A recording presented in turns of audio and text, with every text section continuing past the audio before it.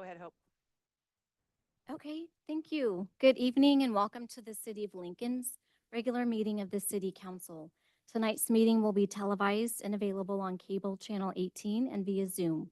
This evening's invocation will be given by Pastor Vinny Santinelli from Methodist Church.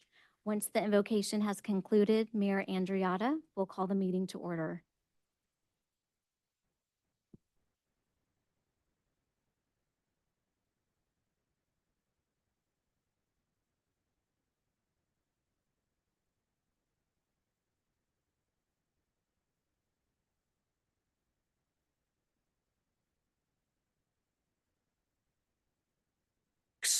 You are loving and good and gracious.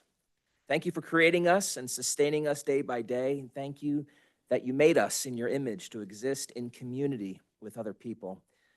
We thank you for our city, the city of Lincoln, and thank you for our elected officials, the businesses, the churches, the families, and the individuals that make our city the great place it is.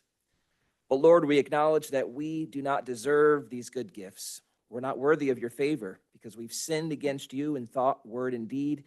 We do things we should not do, and we don't do the things that we should do. We have not loved you with our whole heart, and we have not loved our neighbors as ourselves. So we appeal to the Lamb of God, Jesus Christ, who died for our sins. Forgive us and give us hearts of obedience to your holy scriptures. Thank you that Jesus rose from the dead and now reigns as King over heaven and earth. Grant that our city would be known as a righteous city, a city that confesses Jesus as Lord, a city of peace and hope, a city with happy homes, a city that welcomes the stranger, a city that cares for the needy, a city that defends the innocent from evildoers. Lord, thank you for civil government. Those who bear the sword do so as your ministers, to be a terror to crime.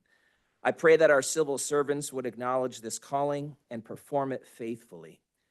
Be with our judges, attorneys, and law enforcement. Grant that they would never neglect or abuse their authority, but that they would stand firm for truth and justice. Keep them safe from harm as they serve our community. I pray for this council meeting tonight. Give the council members wisdom and guidance as they deliberate on the items before them. May every decision be righteous in your sight, for our benefit and for your glory. In the name of the Father, and of the Son, and of the Holy Spirit. Amen. Thank you, Pastor Benny. Really appreciate that you being here.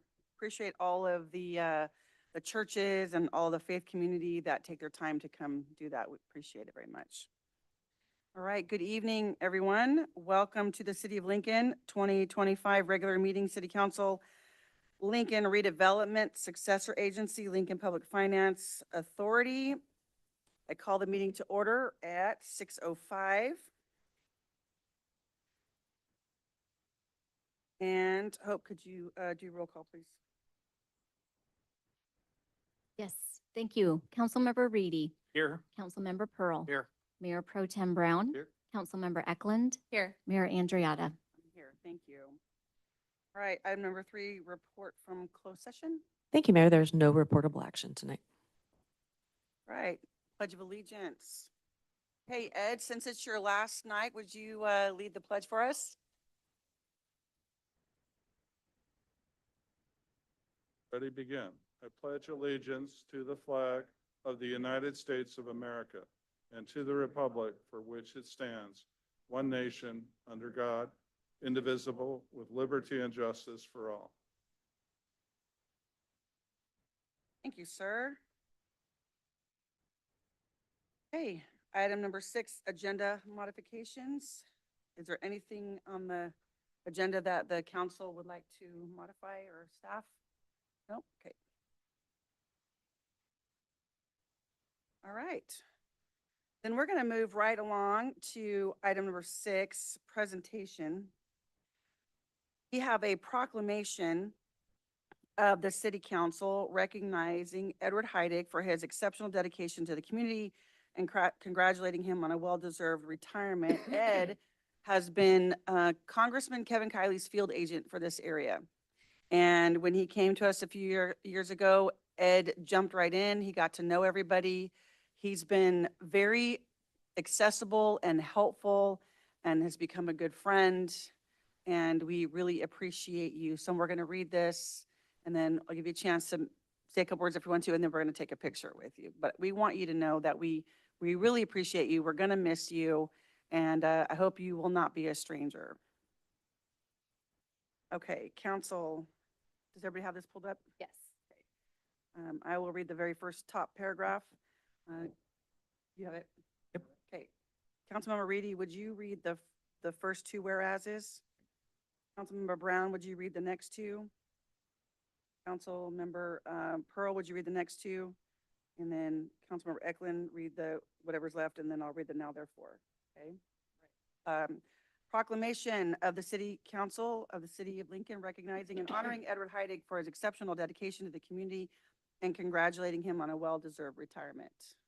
Whereas Edward Heidig has exemplified dedication and service in his most recent role as a senior field representative for Congressman Kevin Kiley's office, and whereas Edward was appointed by Alex Azar as the Regional Director of the Department of Health and Human Services, demonstrating his commitment to public health, and Whereas Edward has served in a variety of leadership roles, including serving as the general counsel for the Diocese of Sacramento, and whereas earlier in his career, Edward served as the legislative assistant to Senator Pete Wilson in Washington, D.C., and Whereas throughout his career, Edward has made significant contributions in various capacities within the state of California, continuously working towards the betterment of the community.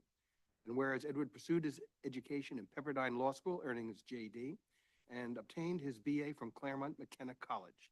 And Whereas Edward Heidig's continued service is to be commended and exemplified, and whereas Edward has been instrumental in advancing the efforts for the Titan 1A missile site remediation, supporting Lincoln's local nonprofit organizations, and advocating for federal funding to support various city initiatives. Now therefore be it proclaimed that the City of Lincoln does hereby recognize and honor Edward Heidig for his exceptional dedication to the community and congratulates him on his well-deserved retirement. Can I have a motion to approve this proclamation? second. You have to do roll call, or can we all say aye? Okay, all in favor, say aye. Aye. Any opposed? Congratulations. Thank you very much. Why don't you come to the podium if you want to make a few comments? You don't have to if you don't want to, but we'd like to hear from you, and then we'll take a picture. Sure, I want to say first, confess that I kind of felt like a student waiting outside the principal's office.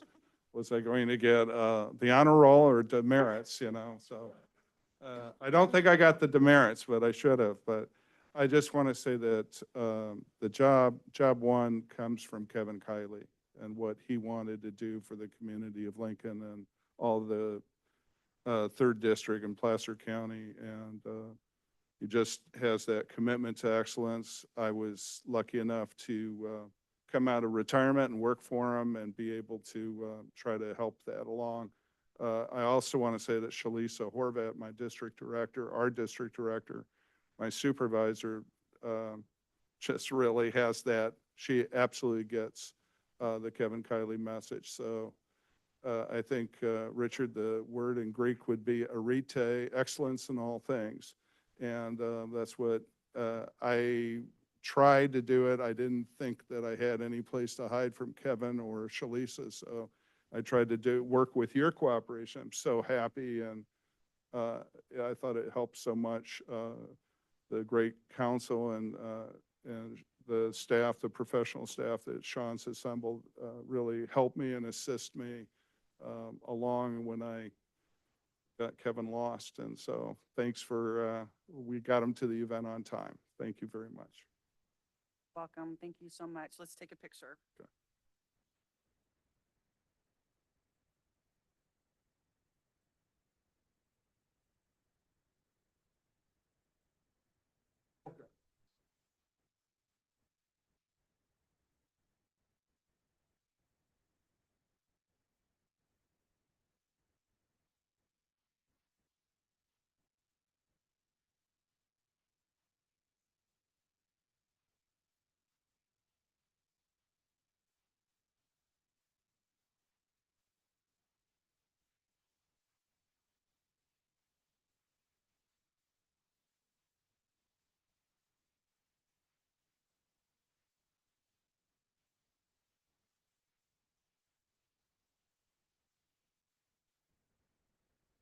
Okay. that was fun. Madam Mayor, if I may just make one comment? Yes, Thank anybody you. can make a comment if you want to, yes. I've please worked do. with Ed over many years on many different types of projects, both for the city, for us, and also a few individual projects.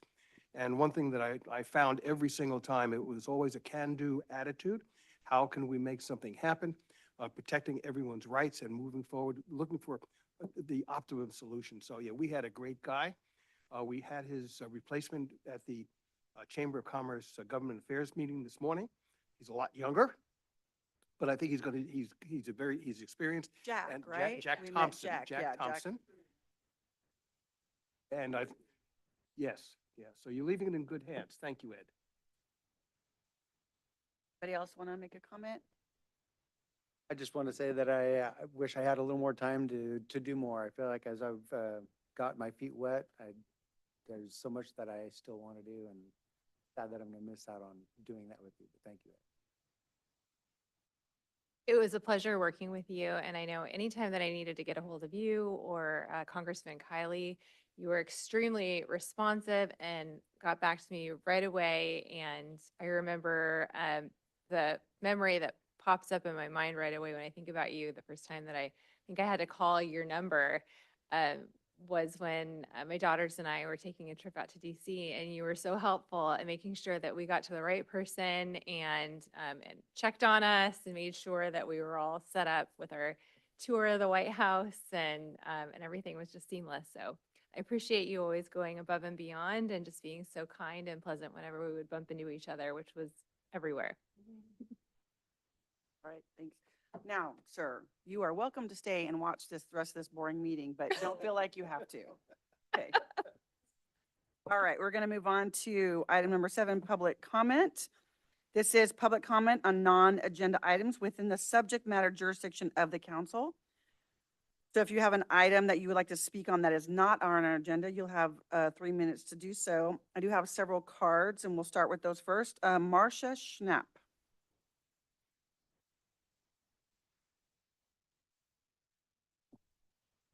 Hi, Marcia. Evening. Hi. Oh, we have visuals. I want to thank you for the opportunity to speak to you tonight. My name is Marcia Schnapp. I'm on the board of the Friends of the Lincoln Crossing Nature Preserve. The city council last year, in their wisdom, decided to recommit to that nature preserve instead of turning it into a sports venue. Some of you last year may have remembered that we had a pair of bald eagles actually come visit the preserve. And how many times in an urban city do you ever get to see that? So the Lincoln Crossing Nature Preserve is really a jewel of this area. And we're here to let you know about the spadefoot. The spadefoot is an amphibian, neither frog nor toad, but because it looks like a frog or a toad, it is oftentimes called a spadefoot frog or toad, but it is a unique species. It is now on the list of special concern by the state of California. They are considering putting it on requesting endangered species. The only reason for the concern for this is because now, as Moore Road becomes developed towards Highway 99, their habitat crosses Moore Road. And it crosses Moore Road pretty much at the western end of the city of Lincoln. Village 5 will be built there. And we know that Village 5 has a set aside of about 840 acres for natural preserve. And what we're asking for is the city council through the developer to ensure that the spadefoot, because of its endangered status, include their habitat. Part of that might, because they do cross Moore Road, part of that might be elevating the Moore Road in certain spots to allow for them to get underneath the road. Now, they don't read signs, so some of them will continue to sacrifice themselves on Moore Road. There's not much we can do about that. But to the extent that maybe that within the development that some of their natural preserve can be set up like we have the Lincoln Crossing Nature Preserve, where some of the houses back to some of their habitat instead of just totally obliterating it, those houses would sell for more. And so we're hoping we can talk with the developer about that and sort of work in conjunction with them. Thank you very much. Thank you for your comments. Appreciate it. Okay, next, River Steen. Oh, appreciate that. Evening, Lincoln City Council members. My name is River Steen. I would like to take this opportunity to talk about the Western Spadefoot. As Marcia mentioned, neither true frogs nor toads, Western Spadefoots are highly specialized amphibians that only occur in California. They're uniquely suited for our local ecosystem. They're equipped with hardened spurs on their hind legs, which are the spades they're named for. They use to burrow into the muddy soil at the end of the wet season, where they go mostly dormant and become difficult to detect during the dry season. Thanks to these very specific adaptations, they're perfectly suited to fill the niche of the unique habitat around Lincoln. Currently, that habitat in question consists mainly of agricultural land fed by the Auburn Ravine watershed, which affords the Spadefoots the alternating flood and dry seasons they depend on. In the rainy season, the fields fill with temporary vernal pools, essentially large rain puddles that form in the same area year after year, and most of these vernal pool habitats in Placer County have already been eliminated by development and segmented by roadways, with some of the former known populations of Spadefoots being eradicated entirely. These individuals may be the last stable population in Placer County, all within a range of only a few miles, and I'm asking for your help to make sure that they remain here. Despite their many adaptations and incredible hardiness, Spadefoots cannot survive extensive habitat modification. Amphibians are considered indicator species, meaning that since they're extremely sensitive to changing conditions and pollution, they're usually some of the first animals to die off, an indicator of what's to come. The development happening on the west of Lincoln will cause severe damage to this population of Spadefoots alongside two species of federally endangered vernal pool shrimp as we create a direct connecting route between two highways, introducing more overnight traffic and especially trucking. Despite the relative isolation of this area and the nocturnal habits of the Spadefoots, they still already fall victim to significant road mortality within the intended area development, especially in the area called Village Country Estate. Due to the sensitive nature of this vernal pool habitat and its location within the already protected Auburn Ravine watershed, I believe the clearest course of action is to keep as much of this unique ecosystem intact as possible. Thankfully, we have several great examples of mitigation measures which have proven efficient to be elsewhere in California, such as elevated roadways for endangered Yosemite toads, thoughtful drainage infrastructure, and amphibian underpasses, which have been named as best practices by the United States Geological Survey. Given that a significant portion of this land also falls within Lincoln High School's farm, our proper stewardship will afford Lincoln students the chance to observe rare wildlife in person and learn the importance of proper land management in a sensitive and dwindling ecosystem. By developing responsibly and proactively, we have an opportunity to coexist with wildlife that can't be found anywhere other than California before they can't be found anywhere at all. In closing, I would like to say thank you to both the City of Lincoln for your stated devotion to ecologically sensitive development and to the incredible community of environmentally conscious citizens who have come out to show your support for these easily overlooked animals. Thank you for your time. Thanks, River. Appreciate that. All right, Catherine Baru Slater. Did I say that? Did I say your name right? Actually, you did. Okay, great. Awesome. Thank you. You're welcome. Hello, my name is Catherine Bruce Slater. I was formerly an attorney for the California. Catherine, can you pull the mic down and speak right into it so people can hear you at home? There you go. Thank Okay. you. I was formerly an attorney for the California Department of Fish and Wildlife, where I worked on numerous wildlife restoration plans. Currently, I volunteer for the Sierra Club Placer Group. I'm here today to discuss the threats facing Lincoln's Western Spadefoot population from the Village 7 and 5A development projects, as well as the importance of this population, and to ask you to ensure the developers for these projects implement appropriate measures to protect this vulnerable population. I learned about the threat to Lincoln's Spadefoot population when Mr. Steen contacted the Sierra Club Placer Group and told us about that he was observing increasing numbers of Spadefoots being killed by cars and trucks due to an increase in traffic on Moore Road from the Village 7 project. This traffic increase is a problem as Moore Road separates vernal pool habitat and upland areas that together are home to Lincoln's Spadefoot population. The roadkill will certainly get worse as this area is built out and Moore Road is widened pursuant to the Village 5A plan, unless protective measures are taken. Fortunately, the Village 5A plan includes a requirement to preserve natural resources, and the Village 7 plan requires mitigation for the loss of special status species. However, it doesn't appear that spadefoot surveys were conducted by the project planners. Protecting this local population is particularly important since this may be the last remaining spadefoot population in Placer County. The California Department of Fish and Wildlife has designated western spadefoots as a priority 1 species of special concern to help focus the attention of state and local officials on the conservation risks facing spadefoots and to enable planners to take measures to prevent further species decline before a formal listing is needed.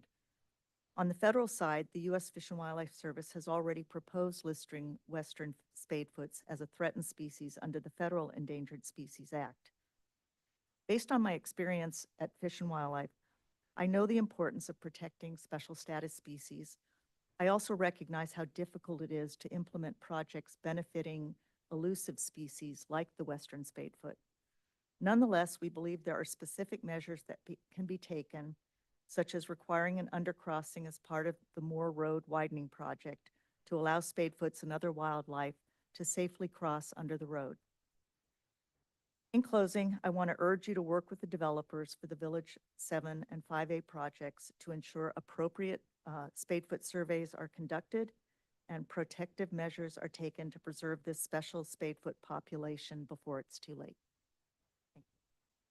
Very much, appreciate that. The last card I have is Doug Taylor.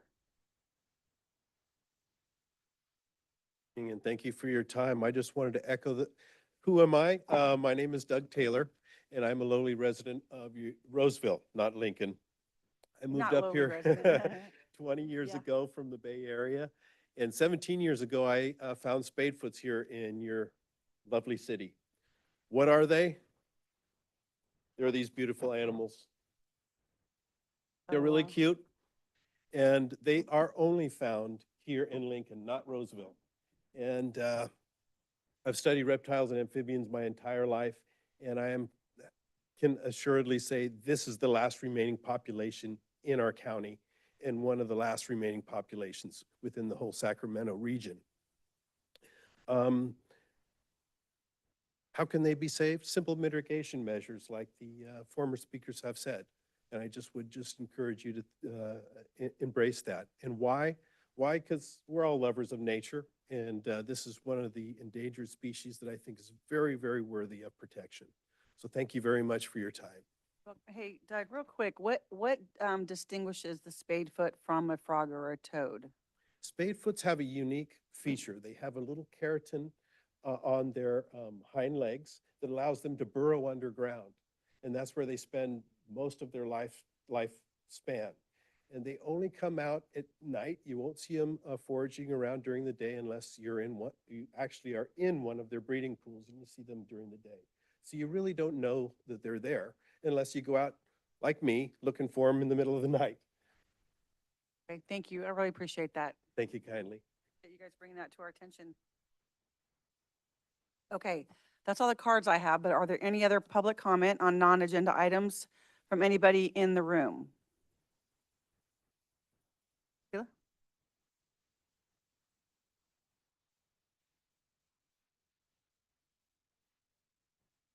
Thank you. My name is Stella Greenhouse, and I appreciate the moment to tell you that the thing I appreciate about our City of Lincoln's position with the Gathering Inn is that I'm not ready to receive a place like that as a resident. And I live on a street that on Sunday morning, my next door neighbor, which I was at church, and I haven't seen the video feed. And I appreciate what the City of Lincoln does for the residents. Badge holder over there. Please tell your team, thank you. And I have taken an effort as a public person in Lincoln to reach out to Gathering Inn to try to understand as a person of business, why Lincoln? And I sat down with the president and CEO, and I'm going to say that I'm not comfortable with the business plan that I feel from that organization.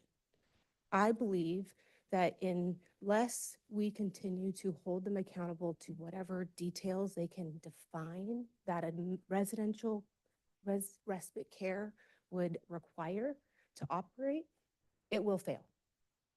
As a person that received respite care and provided respite care in the last 6 months, I will tell you that I had a home. The person that I helped was in my home. And we, as a city, and now I learned as a county, have put forth effort into the homeless demographic or population in county. And I just learned a great deal about what the Gathering Inn has done as I listened to the County Board of Supervisors. So when I take a look at the fight, that why I stood up and said, I'm curious of what's happening. Let me understand better and let me read what I can read versus what I'm hearing from the people around me. And I respected it greatly. And I want you all to know that I appreciate your position. And as I have a lot of cotton mouth right now because I didn't drink enough water today. I've talked a lot with my district's representative. And I want you guys to know that the concern I have today is if those funds are restricted. If that is something that goes to respite care and it's not something that can change. That part right there, I still don't understand. And as we deal with a lot in the country right now, I'm not trying to expose fraud. I'm trying to expose truth. I'm trying to know, is this something we're really missing? And more so, can the city of Lincoln hold people accountable and serve that specific role of respite care better than anybody else? Thank you. Anybody else in the room wish to make, oh, Darla, go ahead.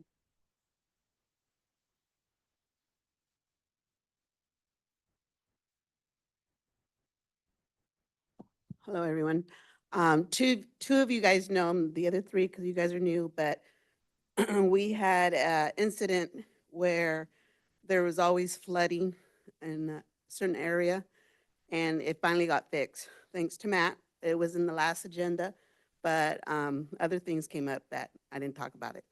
But we haven't had the heavy rains, but as of now, it looks good. I haven't talked to the owners or anything, but I went by there and it looks good. The other thing is they also fix on 3rd and Joner, that wobbling, when you turn onto it, it looks really nice and smooth. So I'm wondering, since a lot of parts of 3rd Street are like that, will they be able to fix it instead of just putting a puddle thing of every time it rains? Because there's so many holes down all 3rd, they can just patch up the bigger ones, and maybe we can avoid having some bad tires. Okay, thank you. Thank you. So thank you for the work that's been done. That's awesome to hear. Do you want to comment on that real quick? O Street too. Oh, at O Street too.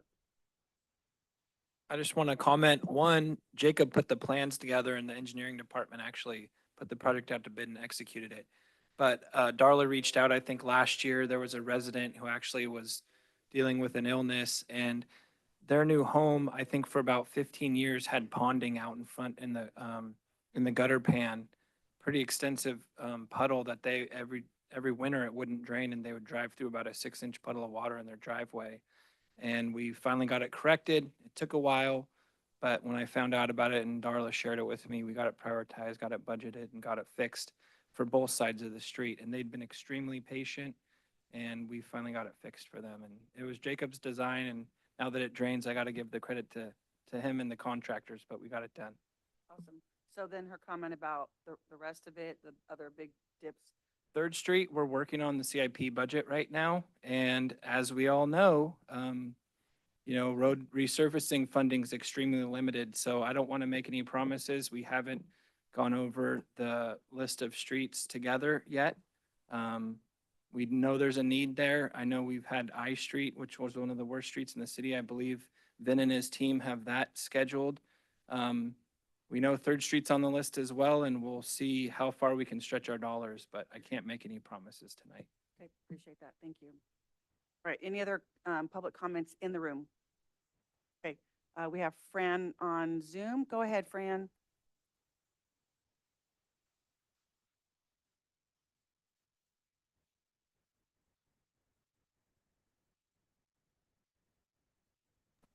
Hi, yeah, this is Fran Nevis. That was all very interesting. I just want to tell you, your mics are so low tonight. I had to put the closed captioning on. So I don't know about that, but anyway.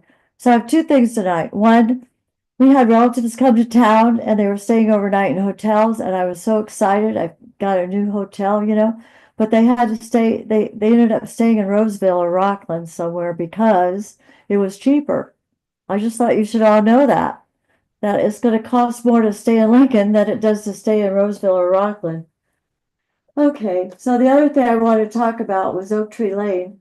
And I'm really happy to say that Richard actually drove down there, and so he looked at it. He knows what it's all about now. He's the city council member responsible for that area.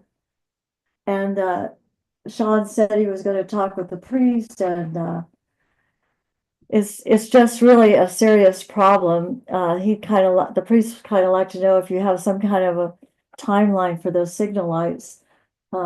And leaving town, it's 1 mile from Ferrari Ranch to Oak Tree Lane, and you've got 4 speed limits posted. I don't know, I know Holly, you've been down there, but you've got 4 speed limits. You've got 45, 55, 35, and then 35. So, I really think you should take out the 55 one for sure. Can you hear me, by the way?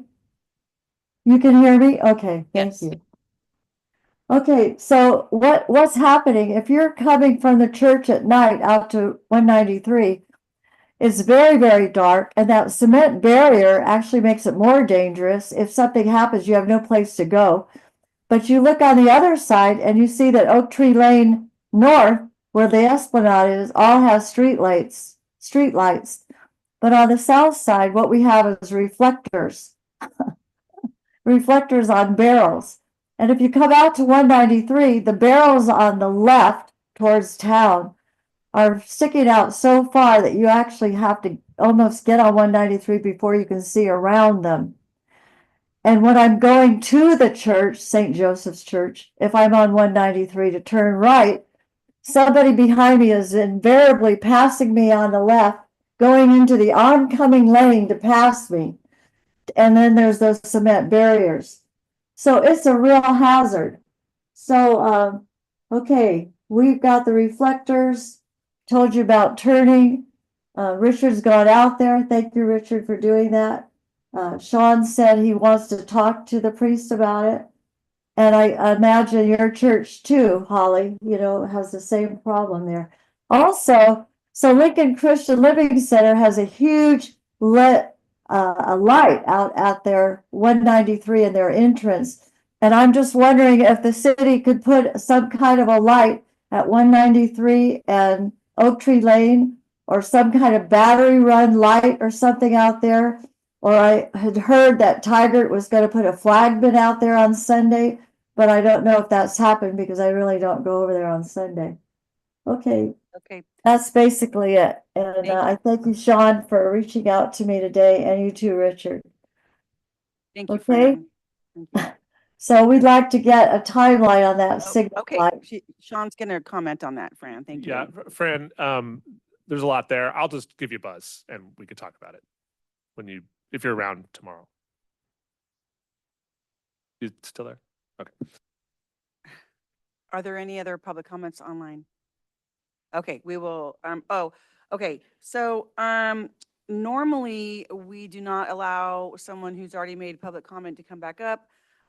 Stella had turned in an card to speak on an item that the public doesn't usually speak on, but she had a question. So I'm going to make an exception and let her come back up and make a quick comment about the emergency kits question. So quickly come back up if you want to.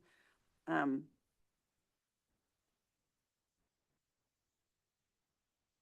ahead. Thank you, Mayor. My family just refreshed what we called our emergency kits. We call them, they're supposed to serve for 72 hours. And when we first put them together, we had to evacuate from Yuba City in the Oroville Dam. My husband and I, when our child was 1, we also had all of our power go out in San Diego, all the way down through Tijuana, and we lived in northern eastern part of San Diego County. We didn't have cash. So I tell you that I printed off an article that was just interesting I came across. It's informational about Temple Terrace is in Florida. It's about a city manager talking about what they went through after the October hurricane. I thought it was informational. I thought one for each copy of you guys and one for the city manager. And then I printed off copies for the people that might be here of some copies that I've kept for what we put in my first aid and our emergency kits. Thought I'd leave them at the front desk if anybody wants to take a look at it or refresh what they have. So it's something I was given from Head Start, Kids Community Council up in Auburn. And I tore out the page probably 10 years ago and I've kept it. And it says, "Are you ready for an emergency?" And it says type things to look for. And then this is a first aid kit checklist. So I made copies of my copy and I'll leave those at the front too. Thank you.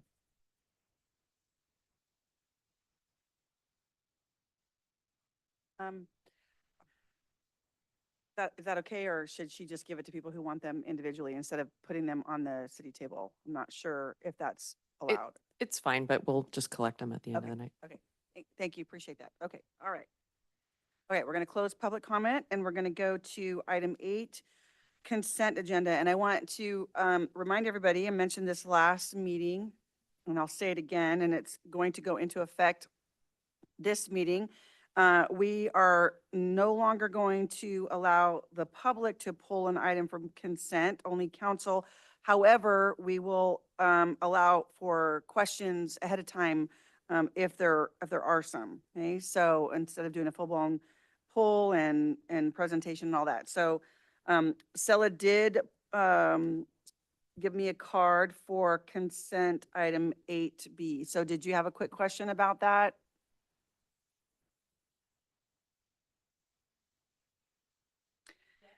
And 8B is authorizing the city manager to execute a professional services contract amendment for the downtown Lincoln Green Zone with Opticos.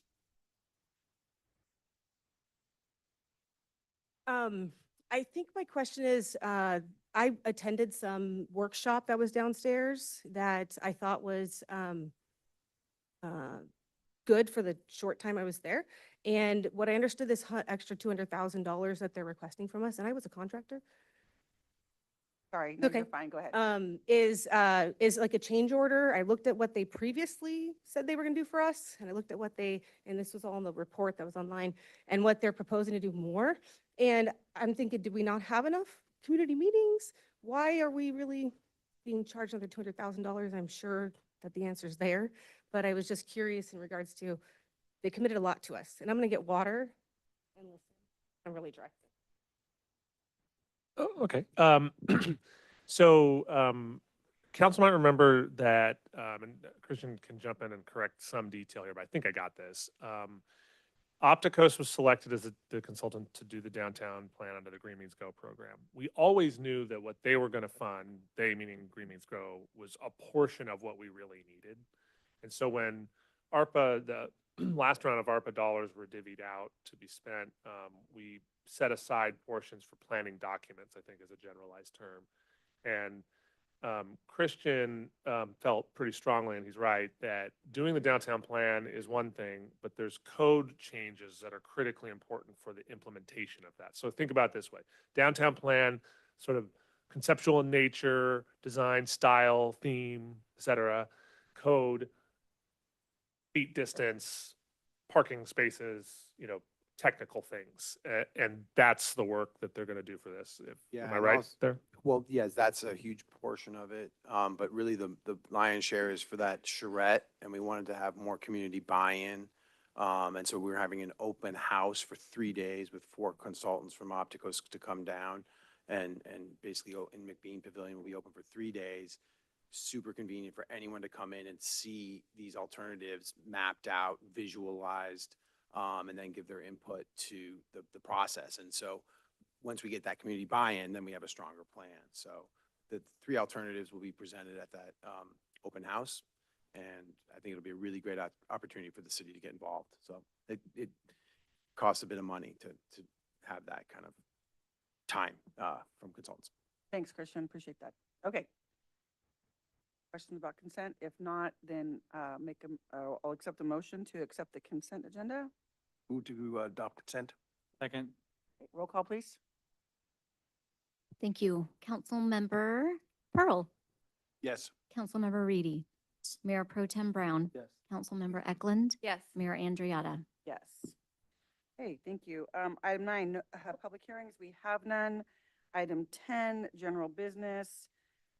Adopt Resolution 2025-024, approving the establishment of a crime analyst position within the police department, the establishment of a salary schedule for the newly established crime analyst classification series, and a budget augmentation in the amount of $14,106 to fund 1,000 general fund. So Sam, hi. Hi there. Good evening. The police department has identified a need to establish a crime analyst position dedicated to performing crime analysis duties. This position will be responsible for managing large quantities of raw data collected during law enforcement activities and shall analyze and interpret this data with the goal of developing strategies to reduce crime and increase public safety. We are seeking your approval to establish one full-time crime analyst position within the police department, approve the proposed salary schedule for the new classification series, and approve an augmentation to the budget in the amount of $14,106 to fund 1,000 general fund. The crime analyst position will be funded through the requested budget augmentation and the reallocation of funding from the police department's vacant community services officer position. And that concludes my report. Please let me know if you have any questions. Questions from the council? One question. When we lose the CSO capability, is that going to lead to any degradation of service? I understand why we need a data analyst to help guide the information flow, but are we losing anything by not having the CSO position? No, CSO would typically handle lower level crimes, crimes that don't have a suspect or mainly just documentation only. That's been picked up by patrol. And again, the position's been vacant for well over a year or nearly a year. So we've been able to pick up the extra work on the patrol. But at this point, crime analyst needs far exceed what the CSO is contributing right now. Is there anybody from the public who has questions? Public comment on this? Anybody online? No? Okay. If there's no more questions or comments, thank you, Sam. Appreciate that. Thank you. And I'll accept a motion to approve item 10A. I motion to approve item 10A, adopting crime analyst position. Second. Okay, roll call, please. Councilmember Eklund, Yes. Mayor Pro Tem Brown, Yes. Councilmember Reedy, Yes. Councilmember Pearl, Yes. Mayor Andriotta. Yes. Awesome. Okay, item 10B, adopt resolution 2025-025, approving the biennium budget amendments. And that's you, Nita, right? Yep, that's Awesome. correct. Thank you. So here we are once again with our every 6-month-ish budget update. This is the last update for the biennium period of 23-25. We'll be bringing forward a new biennium budget starting for the period of July 1/25 through June 30th of 27. But in the meantime, we needed to bring this update to make some minor adjustments to the budget, which we have detailed out in some pretty good information and detail in the reports attached to our staff report. I did want to just remind the council that the budget is an estimate. It is our best estimate of what the city's needs and resources are at the time, that we're always very conservative in our budgeting practices in order to prevent cuts and in order to continue to maintain the services that the city currently provides. And so we've continued along that vein with this budget adjustment. And I would say that kind of atypical, the only other atypical thing in this budget adjustment is that we did include one additional position and a reclassification. Typically, we just do those in the the original budget adoption, but we've been partnering more with HR and trying to find ways to streamline the processes between finance and HR. And this is one of those ways where we can bring a position forward and it helps reduce the burden of HR. It helps get the position live, possibly, you know, a little bit expedient or more expedient than if a separate item has to be brought forward. With that, I'm happy to answer any questions. Okay, thank you. Any questions? Comment, I really appreciated the transparency.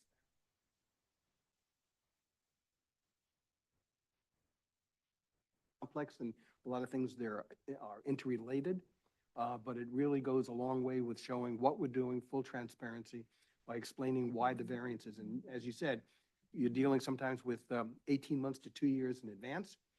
And it's always a good guesstimate, but it is a guesstimate. So being able to come back through afterward and explain why there's a change, full transparency, super. Thank you, Nita. Else? Okay, we do have one card for this. Stella?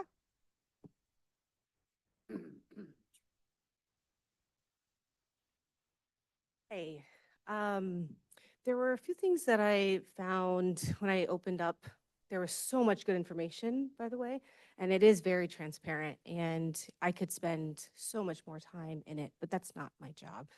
So in the quick overview of it, you can find outliers, right? If someone's over 300 years old, I should find that outlier. This outlier in this specific budget that I want questions answered to is I understood that there is a cash reserve that the city has, and that cash reserve looked like it was 20 point something million.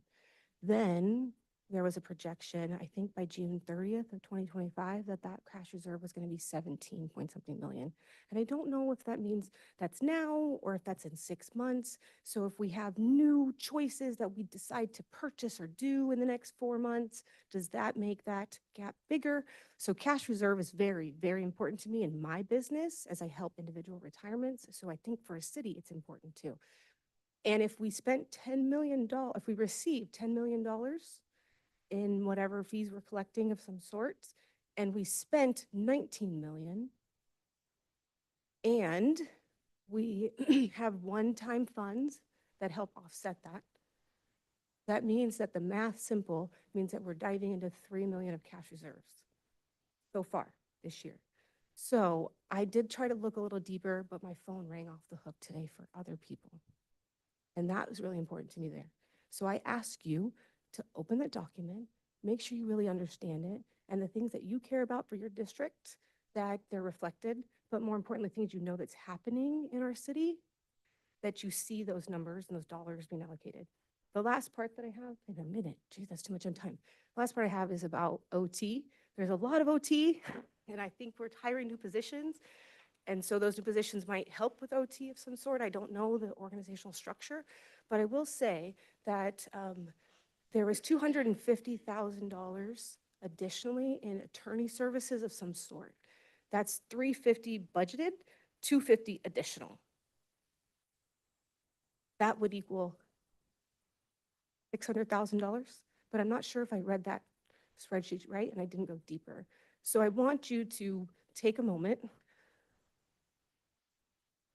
and open that because it was sent to everybody.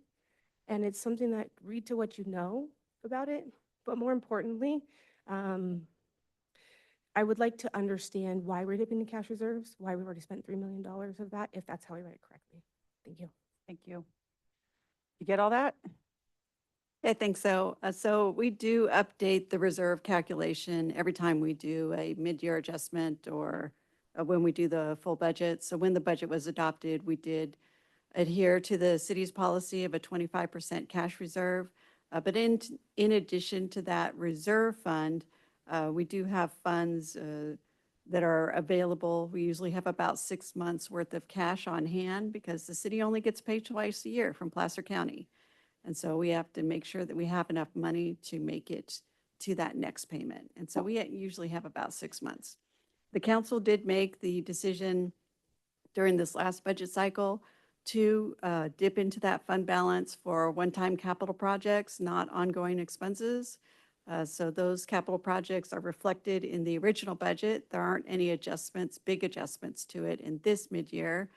So it is what the council had approved, and it was primarily for vehicle purchases, other capital projects that had been included in the original budget. And then as far as overtime, I think it's often a misnomer that overtime will evaporate when you hire more staff.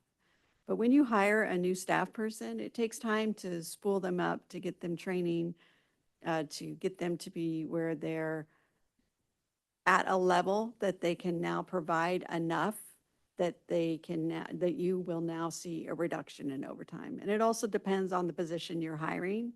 It is very hard to recruit for positions. And so if you end up hiring a slightly lower classification than you had originally anticipated, again, that might not immediately help with overtime.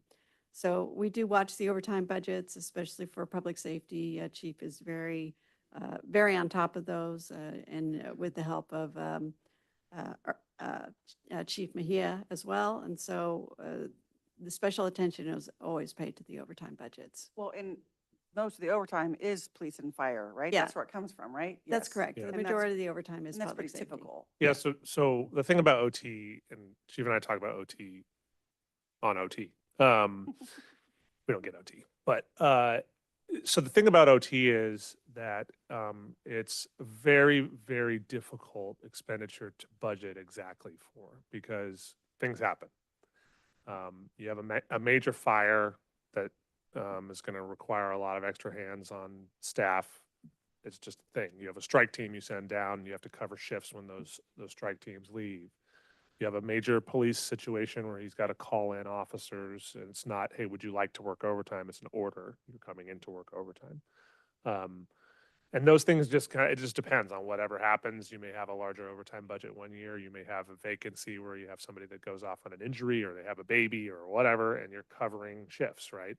And at our staffing model, we're kind of not bare bones, but when we lose a position or two for some period of time, it makes sense for us to cover that with OT versus go hire, another position at full weight.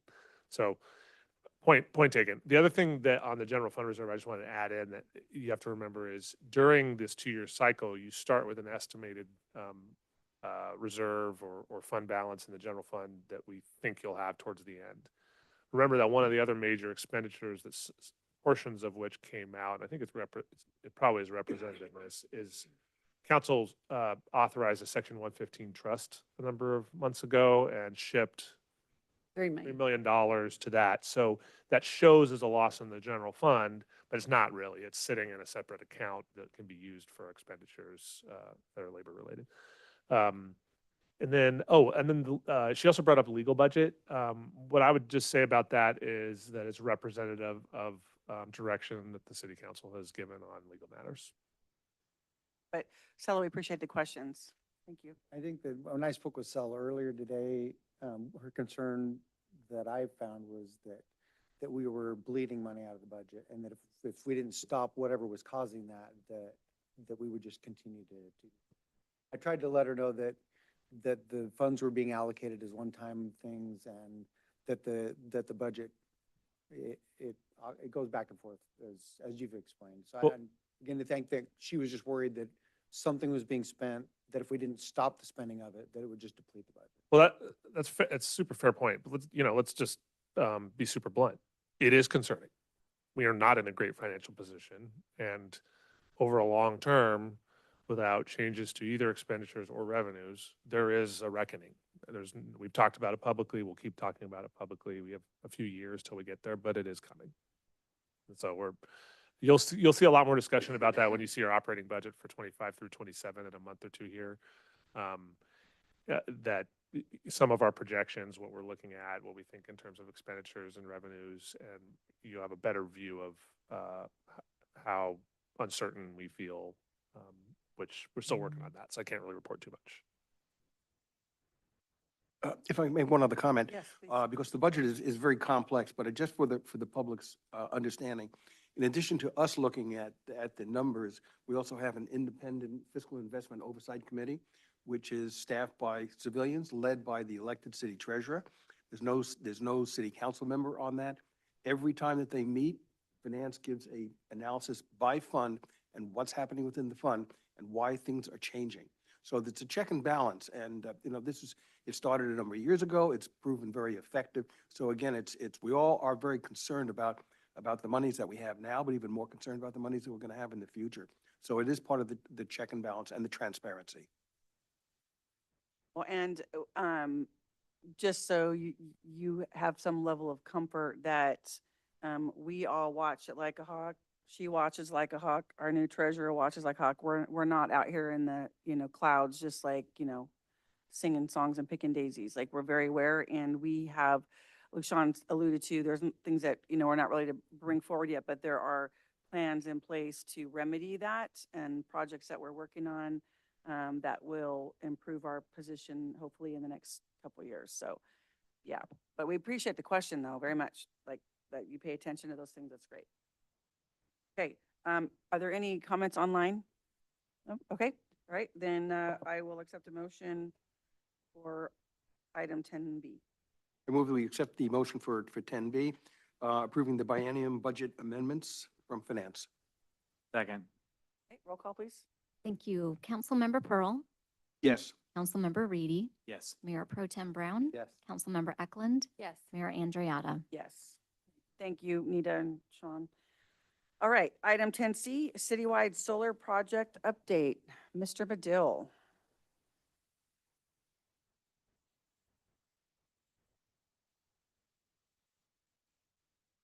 Good evening, Council. Matthew Medill, Public Works Director. I couldn't have asked for a better lead-in.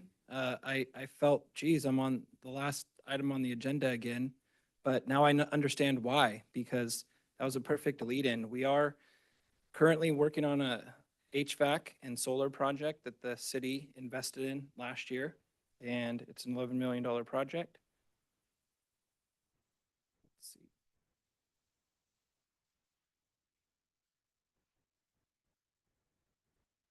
And here's the first slide. It's actually the proposed and approved solar panels over the pickleball court. So I'll give you a brief overview of my short presentation. We're going to talk a little bit about the background for those that aren't familiar with the project. We're going to talk about how we contracted this project in the government code, talk about the project scope, fiscal impact, the PG&E programs that we're leveraging as part of the solar project. We're going to see the locations, aerial views. We're going to talk about the status of the 2 work orders that were approved as part of the energy conservation project. And then take this opportunity to look ahead a little bit on things to come. So the background, we were just talking about budgets and budget deficits, and we all know, our home budgets are one of the larger bills we pay at home is our PG&E bill. And I don't need to remind anyone here, but PG&E raised the rate 6 times in 2024 and once already in 2025.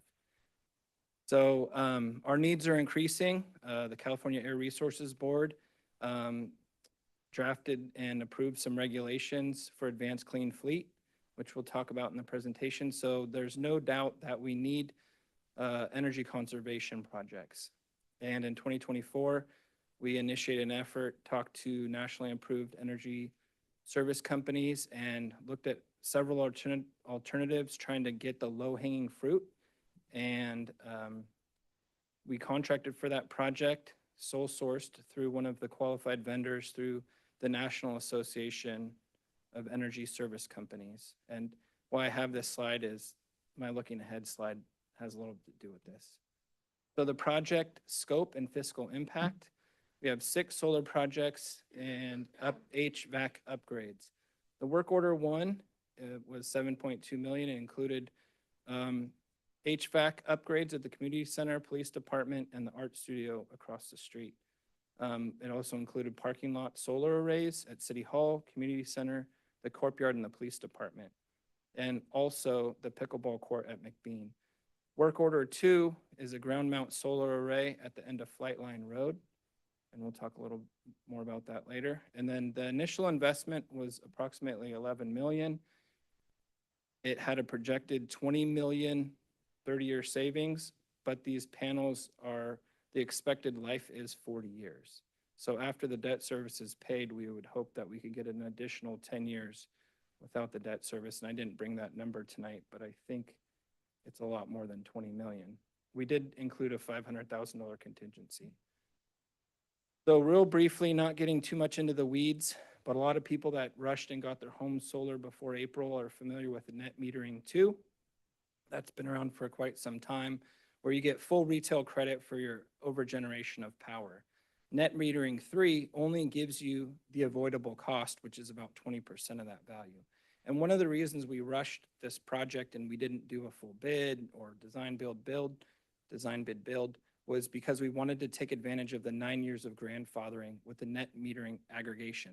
So California Public Utilities Commission had already closed the door on residential and commercial. The only way we could get our toe in the door was to do net metering aggregation. So we had to look at all the properties, and we did. We evaluated every single property where we had 2 or more adjacent meters.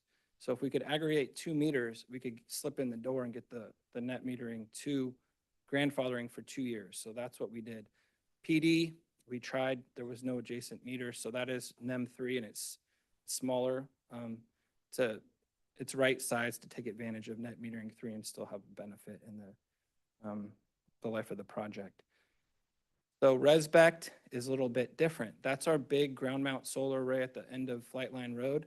That actually provides a bill credit transfer where we have identified the largest 50 meters that the city pays the PG&E bill, and that ground mount solar system will offset all of those bills. So it's a pretty big deal, and you could see that's a $3 million investment. So here's an aerial view of the proposed locations. We have 2 solar arrays to the east of City Hall, to the northeast, a large parking lot, and across the street, we have 2 more to the south. At the community center, we have some directly out in front of the community center, so we will have lots of shaded parking, which we haven't had in the past for those scorching hot summer days. We have 2 going in at the courtyard, and then you can see the pickleball court cover on the right. And the pickleball court, we are working with SiteLogic's working with Musco, the same company that did the sports lighting at McBean Park. So there will be sports lighting underneath the pickleball solar array. And there will be parking lot solar, and I believe they brighten and they dim. So if there's motion underneath, they lighten up, and so they're not just draining power with the lights on.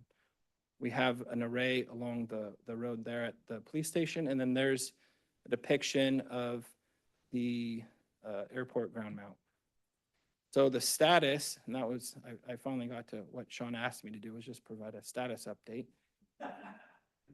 So the HVAC units are in at the community center. We have 50 at the arts building across the street, and the remainder of the units at the arts building and police department will be in by the end of March. Each one of these systems comes with a new programmable cloud-connected thermostat that our staff can control from their computers.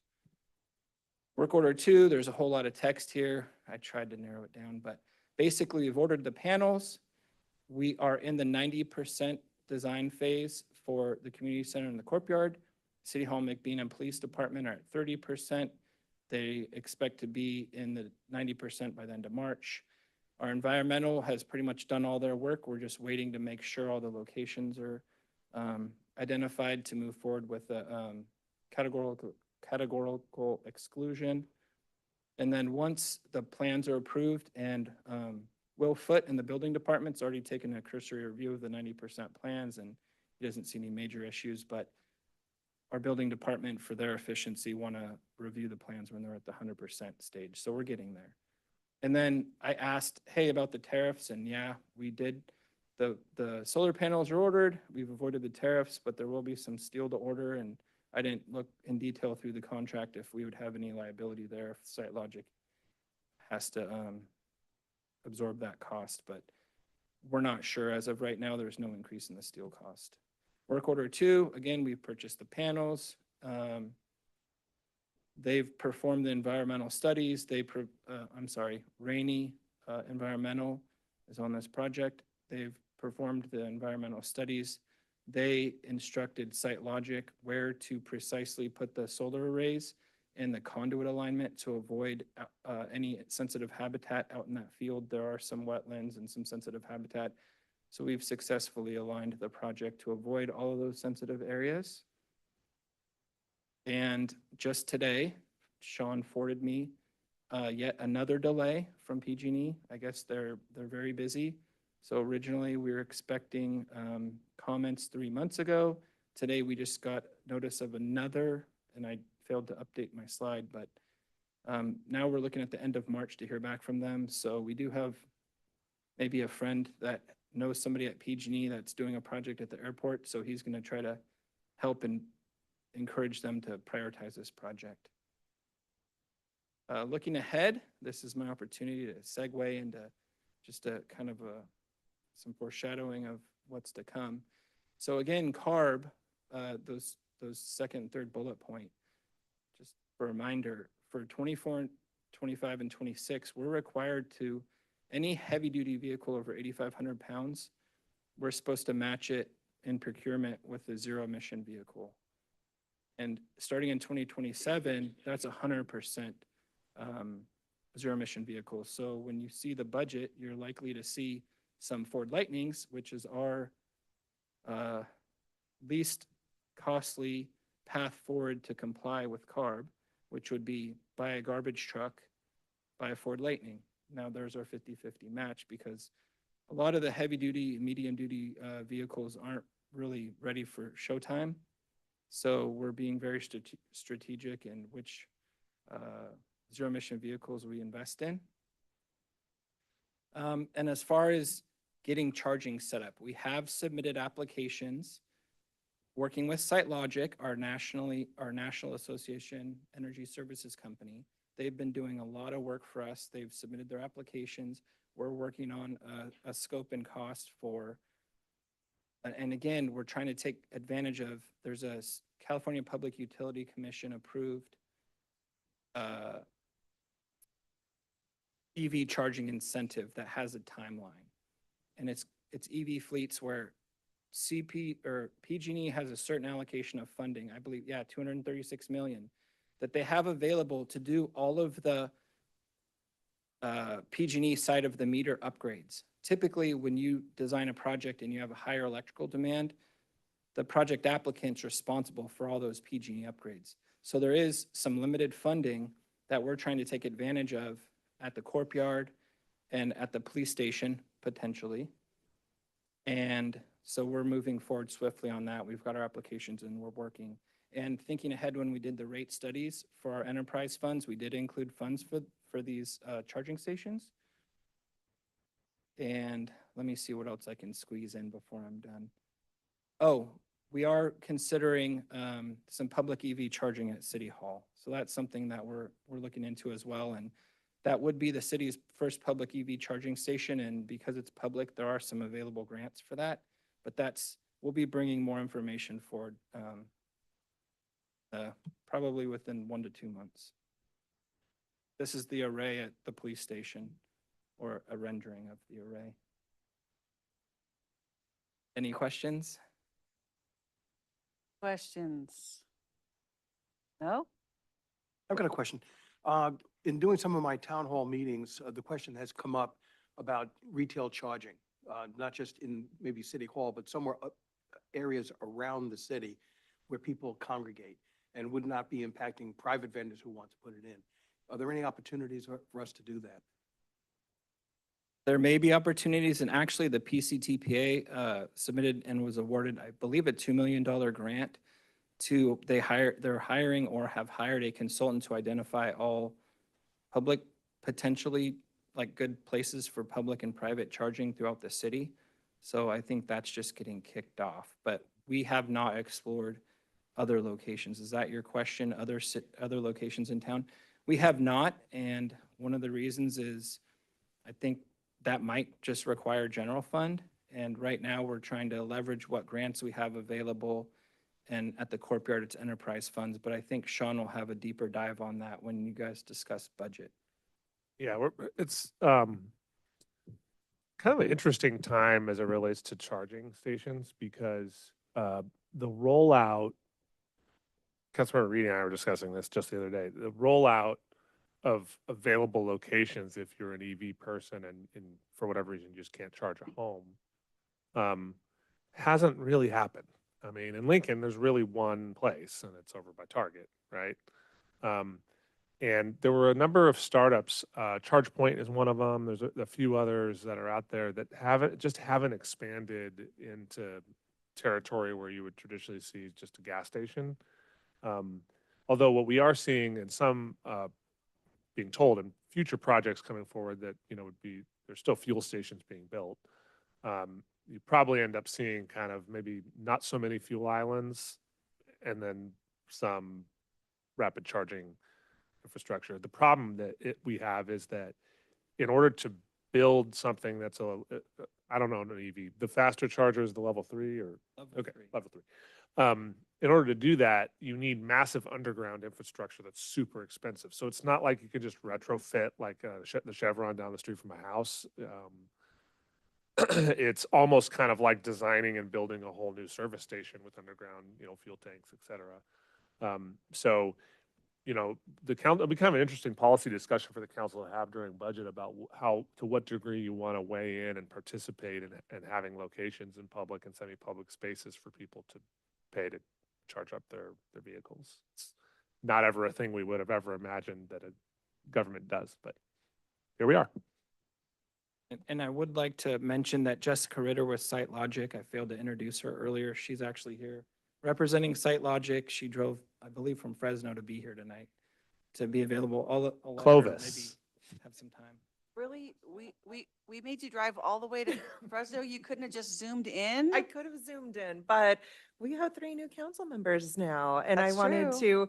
to say hello and thank you again, the city of Lincoln, for the opportunity to work with you guys. It's been fantastic working with Sean. I have a history working with Sean at another city, at his previous city, actually, and it's been amazing working with Matt, too. So really, the reason I drove up here was so I could look the 3 of you in the eye and say hello. And thank you again for allowing us the opportunity to work with you. Hopefully you're staying in one of our hotels. I am. Not the one in Roseville. Not the one in Roseville. Gonna have to have a talk with Fran later. Okay, thank you for that update. That's great. I'm very excited about this project. It's gonna be amazing. All the pickleball users, court users are really excited about that. Any other questions or comments? Mayor, just one other thing. One of the reasons that I asked Matt to do this, aside from just kind of keeping it on our minds, is those downtown solar covers for parking. I just want to kind of keep it on everybody's front of their mind because it will be different than what exists today. And in the downtown, that's a very sensitive issue. Any little change, people get upset. And so we're just reminding people, remember, we've been talking about this. This is nice. You'll be able to, if you have to come down to City Hall to pay your bill or sign up for something, you can park in some shade. That'll be pleasant. And it also saves the taxpayer money. And so just reminding everyone, yes, it's a chain to downtown. It'll be a little different, but it's going to look nice. It's going to be fine. We may lose a tree or 2 over there. It'll be okay. We'll plant more. Are we I losing any promise. parking spaces? I don't think so. I think they built the steel posts are just going to go in around, right? Yeah. Yeah. Good. Okay. Thank you very much for that. It's just information, but does anybody in the audience wish to make a comment on this? Anybody online? No? Okay. Great. Thanks, Matt.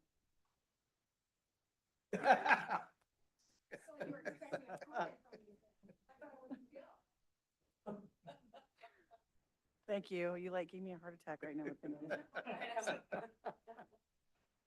Okay. That's really funny. Okay. Item 11, city manager reports, Sean. Yeah, thank you very much. Just two very quick items. One is, saying it again, Thursday, strategic planning, first floor, what are we doing here? First floor community conference room. We usually had done it at the library, because this is going to be kind of we're going to have to really be efficient to get through everything we need to get through in the 5 hours we've got set aside. We thought it just makes a lot more sense here. Plus, we wanted to test out to see if maybe more people participate here, because we've had a tough time getting people to come to the library in the past. So just so the public knows, the facilitator who has helped us with a couple of our previous plans has interviewed all of the city council, I think now, has an idea individually about their wants, needs, and desires. And then we'll have a nice discussion about what the priority for the workflow looks like, really for our next 2-year period, Thursday. And then typically what happens is, based on that feedback we get, we come out of there with a pretty good idea about what the priorities are. We then dress that up into something that looks professional and branded. That's more of Aaron's world, and it'll come to you in an open session, probably the following council meeting for adoption and discussion publicly. So if you can't come Thursday, no worries, you can participate at the next meeting. Last thing, really quickly, the CAL FIRE map I keep bringing up. We've been thinking about how do we, it touches so many different segments of the community geographically. How do we hold meetings where people can participate and get their questions answered? Especially with a situation where, I'll be honest, we understand what's being requested of the city, but we're not sure of the impacts to each individual homeowner. We just don't know yet. So what we've decided is that Chief Mejia is going to do, the staff are going to do a webinar, and basically it's going to be pre-recorded, and we'll upload it and we'll start sharing it around so that it'll probably be pretty brief. I would say not longer than a half hour to an hour, with some of the detail about what is this fire map? What does it mean? If you live in some of these areas, what does it mean for you? What do we know so far? And then what we'll do is schedule some follow-up participatory webinars where everybody logs in on Zoom. And we may do it geographically, we haven't decided yet, but that give people the opportunity that have watched that video to either send us email questions or bring up questions in the meeting so that we can try to get answers to the extent we can find answers. So that's the plan for now. We're required to get that noticed in March, and then there's a 120-day period, March 5th, 120-day period after that, where somewhere in that time period, council will have to rule on the map and some of the other detail. But we're just going to spend the first, let's call it 30, 45 days, just trying to talk with the community, figure some questions out. We have lots of questions ourselves. We just don't know the answers to yet. So if you're speaking with your other colleagues in other communities, we'd be very curious if they have any other thoughts or ideas here. And, only 2 other quick things, I guess, just real quickly. Councilmember Brown and I attended in person the Board of Supervisors meeting last Tuesday. The board chose to move forward with, or not move forward with Supervisor Landon's request for an audit. They decided to move forward with actually an extension and negotiation of a few more years with the vendor they're using for homeless services up there. And I'll leave editorial comments to elected officials. And then I just wanted to mention, because I really love speaking to them, I was at the Women's Club today and had a really nice conversation with them about what's going on at the city. And I will say, of all the civic groups I speak to every year, they come with questions. So I was probably up there for 45 minutes getting... No, they said you were there an hour. Oh, okay. Well, yeah, it was a long time.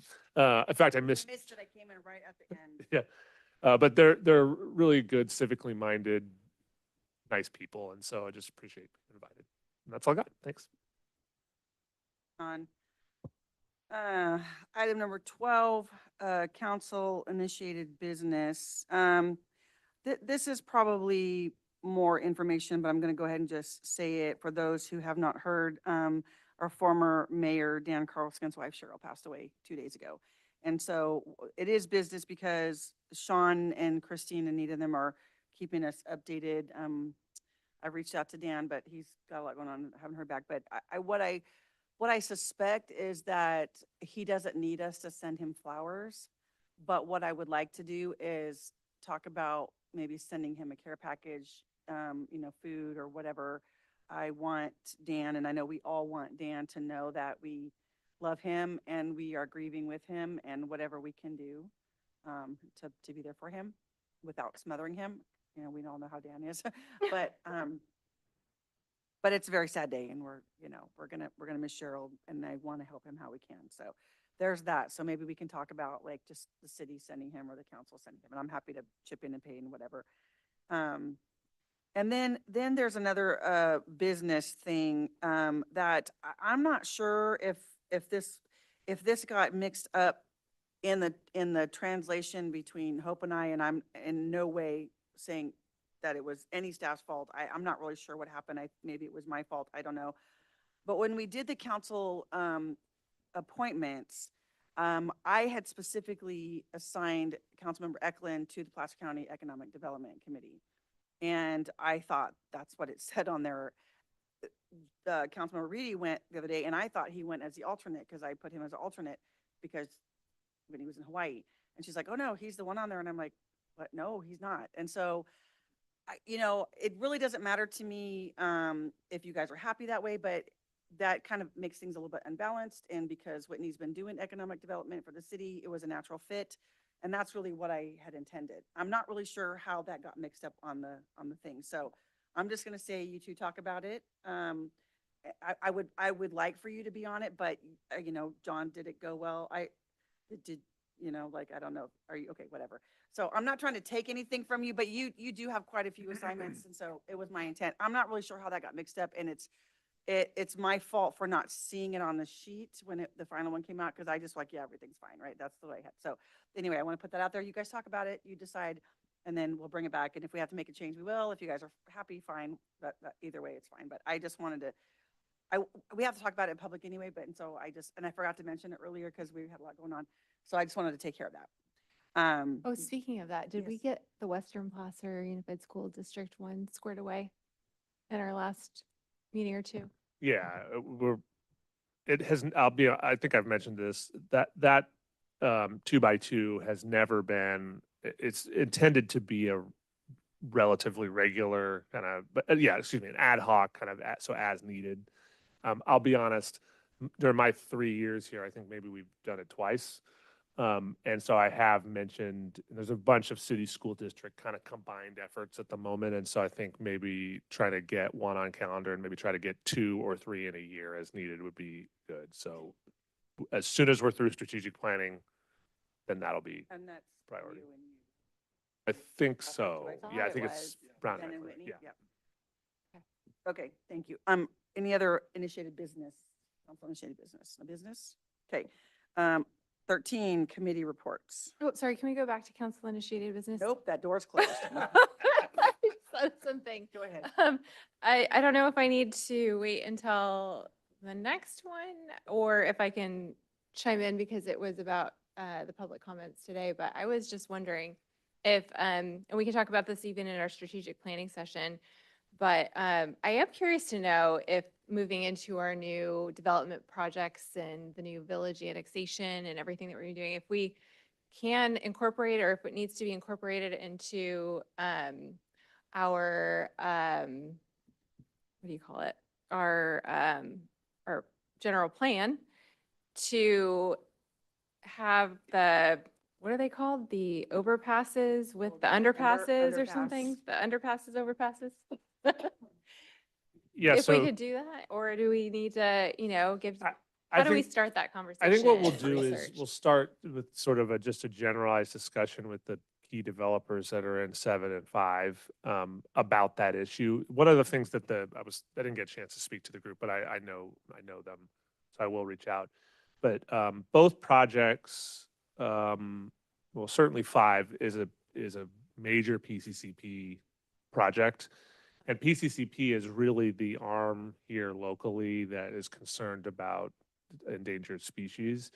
There's some technical questions that I had as I listened to them give their presentation about there are levels of endangered species, and when we are required to mitigate and when maybe it's just best practice to do so. And it may be that a lot of the natural waterways and bridges that are going to be built in both of those projects provide sort of the same effect. So I think we need to just dive in a little more on what exactly the requirements are. You probably have more on this, right?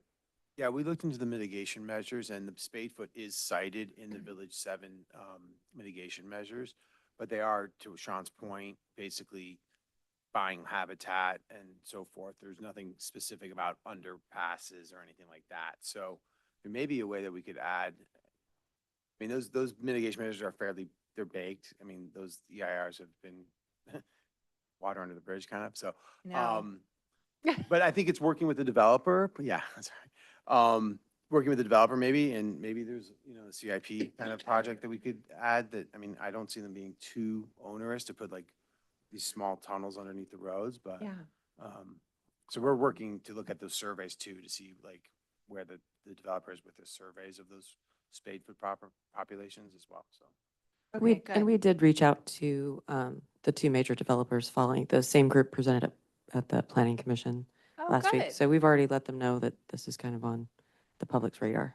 Okay, good. So all the little critters can pass And, through. one last thing, one thing that might be useful is we haven't done this in an awfully long time, but at some point it would be good to have the PCCP come back on maybe a workshop night or a lighter evening where they can explain how environmental mitigation works in Placer County, because it is complex and it's not what you would think. It includes much more of this concept that Christian mentioned of you're going to, the nature of development is destroying habitat. It just is. That's what it is. And so what do you do when you can't save everything? Well, you go buy or reserve property elsewhere where those species will never have to worry about, it being disturbed. So that's a super first grade example of it, but maybe it'd be nice to have Greg back out and he can explain much I better. think than that I would can. be nice to have a refresher with Greg and go through this. That we can build into our general plan or planning or anything that just makes it more future forward so that we're not playing catch up if we can, I although. think like a policy on wildlife under and overpasses. Overpasses are way more expensive, obviously, but I see the underpasses being pretty doable. I mean, for small creatures like that. So we could easily have a policy on that. Good. Right. And you could just be like shall, I don't want to say the shall encourage policy language, but, where possible, where feasible, to implement underpasses. And anything, Village 7 predates the PCCP, so their stuff's a little different, but 5 has to follow those policies to do anything. Okay, so So we the- need to probably have extra conversations with. Yeah, and I'm pretty sure this is covered in there, but it's on my list to check with Greg. Awesome. Yep. Okay. Like that, John, it's on his list. Spade Good foot stuff, toads. Good stuff. All right, thank you. Yeah. Not a spade- toad, yeah. amphibians. Not a toad or a frog. That's cool. Neither a toad nor a frog. There's a poem like that. All right, committee reports. Yes, go ahead. No, Okay, you go good. Start first. with you, Richard, go ahead. Okay, so I was on 3. We had the city airport committee meeting last week. And the biggest news coming out of that is that the city should be finalizing the big hangars that are being developed by Ed Sue. And that's going to be a major improvement out at the airport. We get a ground lease from that, which is not going to be the biggest factor. The money's going to come for when we put airplanes in there and they buy avgas and jet fuel. And so that's where the money's going to come from. So it's a major improvement for us. And a number of other, excuse me, administrative items. Everything is moving forward, as we hoped with the reconstructed airport committee. Excuse me. I was up at the Air Pollution Control District, Placer Counties. Oh, excuse me one second. Their biggest concern is what's going to happen at the federal level. There's nothing that's impacting us at this point right now, but with all the changes that are coming about very recently at the federal staffing level and grants, they're concerned about it, they're monitoring it. Oh, that was good. The last thing I was at yesterday, a one-on-one with Pioneer Energy, and I'm still drinking from a fire hose on that. It's a lot to go on. Very good people. So we're just working. They're meeting with all of the new board members, giving us more information, and so we'll be meeting later this week for a regular board meeting. But things are progressing as far as with all due deliberate speed out there. Yeah, I had LAFCO last week on Wednesday, and we We approved our extension for our special use District B for Lincoln, an extension, because we're still waiting for Placer County to write us a letter so we can close up our annexation and be done with that. And Placer County feels like they need to wait until uh, they need to wait until May to give us that letter that we're waiting for. And why? What was the reason? I don't know. I don't know that we've gotten a clear answer. All they Uh, said is that that was as soon as they could get it on their agenda. Due to staffing and. Yeah, it's just a simple tax share for that undeveloped parcel, so we'll get there. Yeah, hopefully. So we had to ask for an extension, which was approved. And then we approved the MSR, which is a municipal service review for the city of Roseville. And then next month is going to be approving, or actually, no, I'm sorry, it's not approving yet. It's another update on Roseville's sphere of influence, which will probably have a lengthy conversation and discussion. And I think that's it. Thank you. Done. So attended our EDC. Aaron did a great presentation about some realignment for 2025 and prioritizing and shrinking down some of the subcommittees.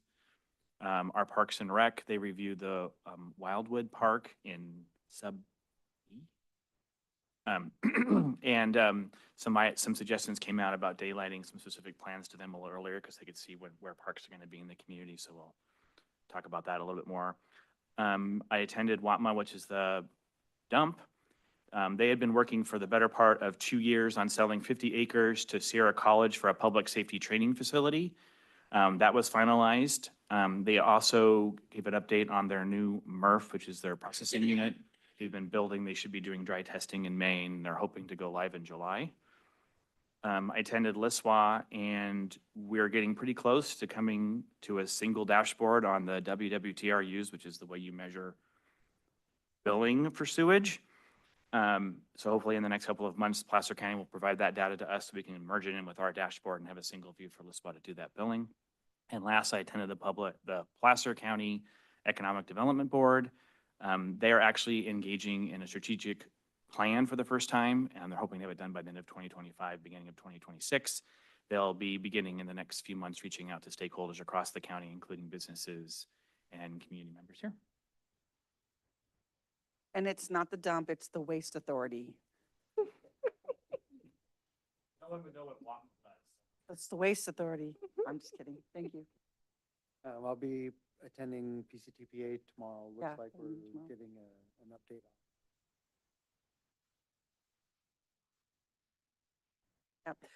on. Yeah, so that's what we're working on at SACOG is working through that 2025 blueprint, which will be good for the next 10 years.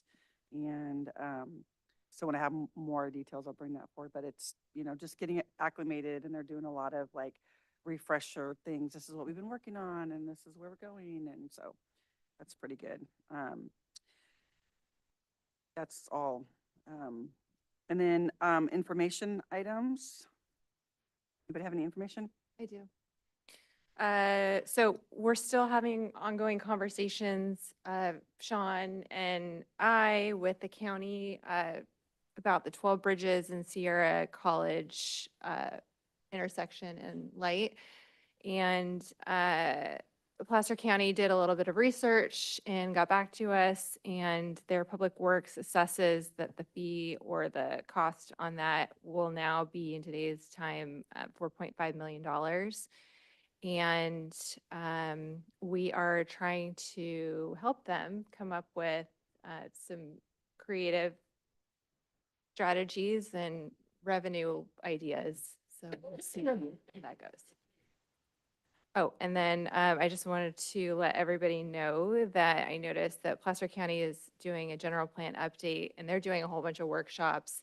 I got an email about Placer County 2050, and the website is placer2050.com. So if anybody has anything that they would like to discuss with the county of concerns or ideas or anything you'd like to air out, you can contact them. You can go to these meetings that are all listed in person. There's several, Roseville and Tahoe and even in Lincoln, and or you can fill out a survey and communicate online. Yeah, they are asking for public input, so we need to give it to them. Yep. Yeah, so, I do have one. I promised Vicky Relaford from the Women's Club that I would announce this because she says we've got more tickets to sell and they're not, she doesn't feel like they're feeling much love from the city. So I said, I will announce it. So the Women's Club, they're trying to raise money because they're going to build a new building next to where the Women's Club is. And they're having a masquerade ball on Saturday, March 29th. Starts at 5 o'clock. And so you can scan the barcode and buy your ticket. And so they really would like to just, it's at the Orchard Creek in Lincoln at the Sun ballroom. City, yeah. Yeah, Sun City, yes. And it's a great place to have a party. It's going to be great. So I unfortunately am speaking at a women's retreat that weekend, and I told her, but I took wine to her so she could have it for the wine bar. But buy a ticket, go, have a good time, buy yourself a little mask. We would like to support them. So, anybody else? No? One last thing. For the Thursday strategic planning, it will be broadcast, so anyone who would like to see it, they can watch it online. Well, I was going to do the same thing, but piggyback on that is that not just see it, but participate. Right. Because we are all five going to be there. It is a strategic planning session for the direction of city staff. And so although we need to give that direction to them, we also need to get feedback from others that would like to attend to be there to help with that feedback. So we can give them good direction. And to your point earlier about we're going to work through it quickly, we are eating lunch we are working while we're eating. So everybody just be prepared for that. Yeah. Okay. All right. Anything else? All right. Thank you, everybody. We're adjourned.